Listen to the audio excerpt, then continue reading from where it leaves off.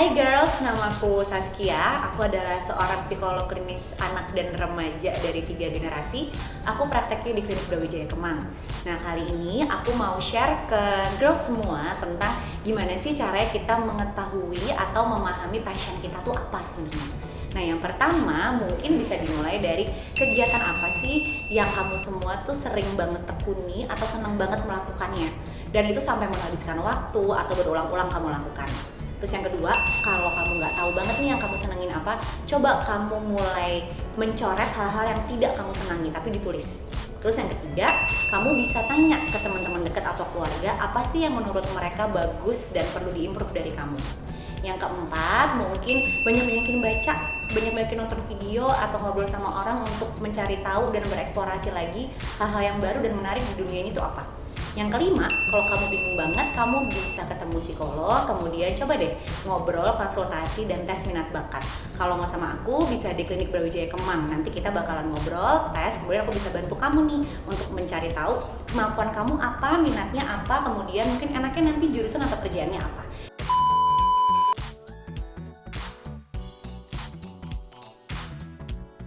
Kalau misalnya kamu merasa kamu punya skill berbeda yang ternyata kamu bisa lakukan tapi nggak sesuai dengan jurusan SMK kamu, itu tuh sebetulnya sesuatu yang nggak apa-apa ya. Karena kalau dulu tuh aku memang sekolahnya, kalau dulu kan jurusan tuh IPA dan IPS dulu di sekolah aku betul ngambilnya IPA, tapi aku kuliah tuh ngambilnya IPS. Tapi yang aku lihat, karena kan kalau mau masuk psikologi UI itu basic IPS, jadi aku belajar ulang nih IPS-nya.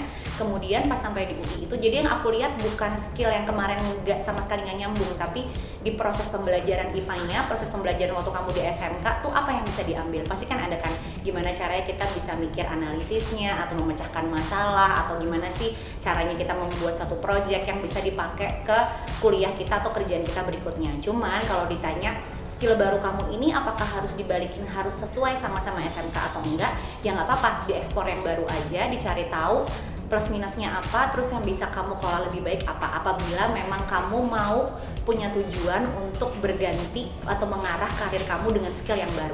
Jadi sebenarnya utamanya kamu tahu dulu tujuannya, kedua kita lihat skillnya sekarang udah sampai mana, matching nggak. Kalau yang kemarin-kemarin ternyata misalnya kamu merasa sayang nih skillnya dibuang, nggak usah ngerasa sayang, karena pasti nggak ada sesuatu yang dilewati proses yang sia-sia. Cuman kita perlu lebih lihat lagi aja angle-nya apa sih sebenarnya yang berguna dari sekolah kita yang lalu, kira-kira kayak gitu.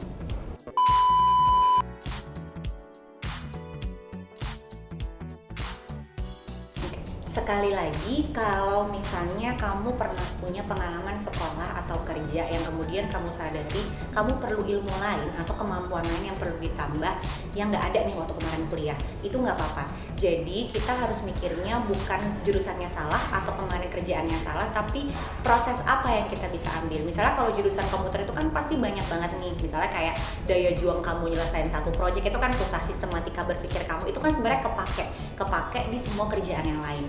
Jadi kalau misalnya kamu mau S2, karena S2 itu lebih spesifik, coba deh kamu cari tahu S2-nya apa. Dan kalau sekarang tuh ilmu komputer bisa digabungin dengan apa aja ya, karena artificial intelligence juga lagi naik dan segala macamnya lagi naik. Jadi coba kamu yang mungkin kamu bisa kombinasikan di antara semua ilmu komputer kamu kemarin, ada nggak yang kamu senengin, terus tiba-tiba nih, bukan tiba-tiba, misalnya ada passion baru lagi, bisa nggak dikoneksiin. Kalau nggak bisa sama sekali ya nggak apa-apa, kita bisa ambil proses berpikir yang terlatih sama kamu di S1-nya untuk tetap terpakai di S2, karena kan S2 tetap nanti akan bikin tesis, tetap nanti akan bikin project, tetap harus sistematis juga, tetap tahu harus bikin plan gimana caranya. Jadi yang penting terus dikomunikasiin ke orang tua, future-nya dari ilmu komputer ini bisa dibawa kemana, karena sekarang hampir semuanya bisa digabungin sama komputer kan, jadi jangan khawatir. Yang penting komunikasinya lancar sama orang tua, sama kamu tahu maunya apa. Oke girls, sekian pembahasan tentang gimana sih cara kita nyari passion. Terus tadi kan udah denger juga kayak ada yang tabrakan, ada yang mungkin punya passion baru. Terus gimana ya cara taunya ini bener atau enggak. Kebetulan dari Klinik Brawijaya Kemang, tempat aku praktek nih lagi mau kasih giveaway. Jadi kamu bisa dapetin free tes minat bakat, jarang-jarang loh kita kasih free, untuk mengetahui passion kamu, minat kamu, sama kerjaan yang cocok buat kamu apa. Tinggal caranya gampang, tinggal teman-teman yang dengar video ini atau yang lihat video ini coba tulis di kolom komen apa sih yang kamu dapat pelajaran berharga dari obrolan kita mengenai passion ini. Nanti komen yang paling bagus bakalan dapat 1 tiket free giveaway untuk bisa tes minat bakat sama aku.